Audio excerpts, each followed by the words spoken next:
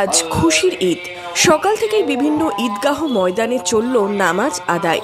মুর্শিদাবাদের বিভিন্ন জায়গায় শান্তিতেই সম্পন্ন হলো নামাজ পাঠ। সকাল থেকে ঈদগাহগুলিতে চলে প্রার্থনা। এদিন ঈদের নামাজের বড় জমায়েত দেখা গেল বহরমপুরেও। জাতীয় সড়কের পাশে দক্ষিণবঙ্গ পরিবহন সংস্থার বাস টার্মিনাসের মাঠে চলল নামাজ পাঠ।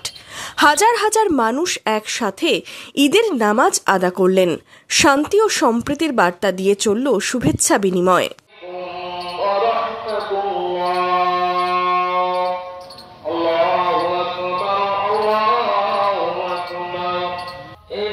আপনার দরবারে আমরা গুনাহগার বান্দা, আপনার দরবারে তো হাত তুলে ফরিয়াদ করছি আল্লাহ। ইয়া ইলাহি রাব্বুল আলামিন, মাওলা, যাদেরকে আপনি কবরস্থ অবস্থায় রেখে এসেছি আমরা, যারা কবরবাসী হয়ে আছে মাওলা গো, আপনি তাদের কবরের আযাবগুলো থেকে কিয়ামত পর্যন্ত নির্বাপিত করে নেন।